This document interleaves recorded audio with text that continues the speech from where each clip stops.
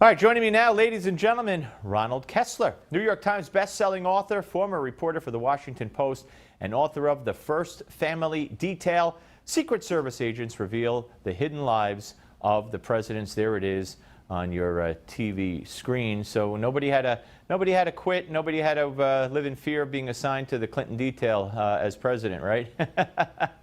Donald treats his agents with great respect and consideration, unlike Hillary, who is so nasty to her agents that being assigned to her detail is considered a form of punishment. Yeah, absolutely. All right, before we get to a great piece that you wrote, talking all about Donald Trump down in Mar-a-Lago in Palm Beach, let me ask you your opinion on some of the things that we've been seeing going on.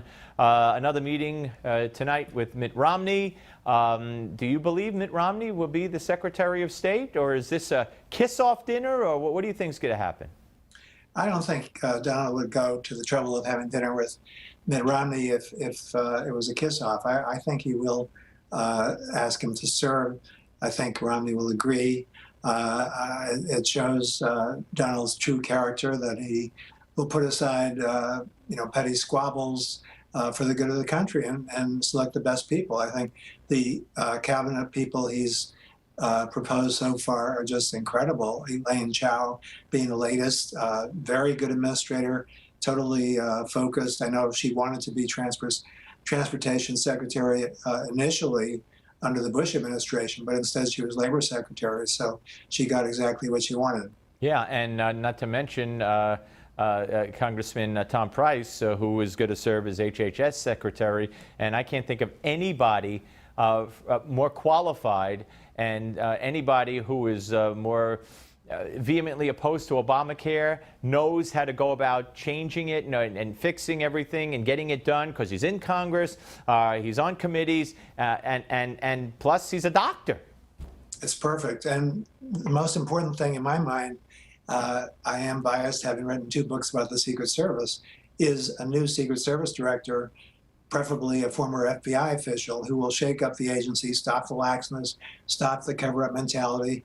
That is so important because we're talking about a possible assassination because of this lax attitude that's led to all the embarrassments, including Gonzalez penetrating the White House all the way through, and then the Secret Service lying about it. So that is so important, to have the right Secret Service director who comes from the outside, who will shake up the agency. Well, let me ask you this.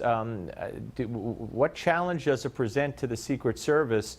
What additional challenge, I guess, is the question, to have Donald Trump's wife and son staying in New York, at least for for a while, until school ends, so that's 6 months or so, while the president is in Washington, at least during the week.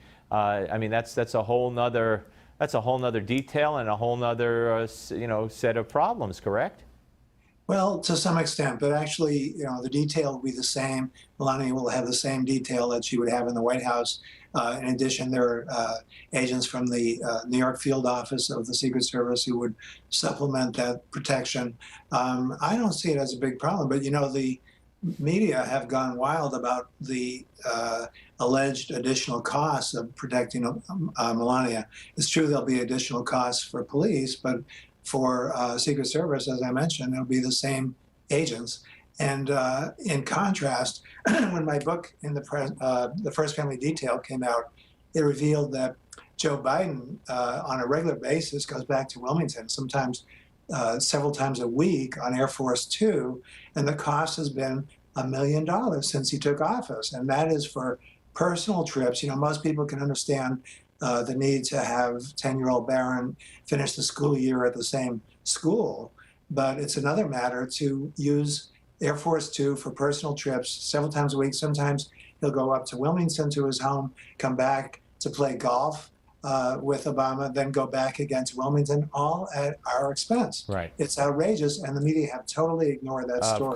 Of course. Look, if they're ignoring Keith Ellison, you know, and all of his baggage as wanting to be head of the DNC, and may in fact be head of the DNC. Today it comes out that he wrote in Minnesota law school about blacks in this country having their own country within this country. I mean, if they're ignoring all that, they're certainly going to ignore that that you just described. All right, let's talk about your piece.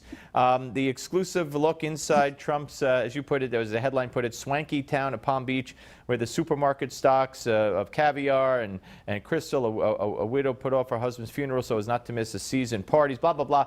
You know, the glamour of Mar-a-Lago, the community, Palm Beach, very ritzy. Everybody knows that from afar. I know it from afar. I've never been to Mar-a-Lago. But you say, you know, when Trump first moved in there, so to speak, the neighbors didn't really want him, right? Yeah, you have what's called the old guard in Palm Beach, which is WASPs, such as my wife, who look down their nose on Jews and blacks, and the nouveau riche, and someone who actually seems to enjoy spending money, namely Donald Trump. And they just thought it was outrageous that he chose to live in Palm Beach. To him, it represented the pinnacle of success. It's easily the richest town in the world. And the actual origin of turning it into a club was that his Florida lawyer, Paul Rampell, who is Jewish, was aware that several Palm Beach clubs to this day will not accept Jews or blacks as members. And he said, why not open this up to all? And of course, Donald agreed. When I went down 2 decades ago to do a book on Palm Beach with Donald, with my wife Pam, on his plane, he imitated the nasal constricted tone of the Blue Bloods, condemning his club, because it will not discriminate. And so that's the real Donald Trump, as opposed to the caricature. Absolutely. And then his golf course, which he opened up to blacks and Jews, and you know, all this nonsense, Nazi, white nationalist, blah, anti-Semitic. It's just such baloney. Ronald, it's always so great to talk to you, sir. I always learn so much. Thank you very much. My pleasure. Thank you.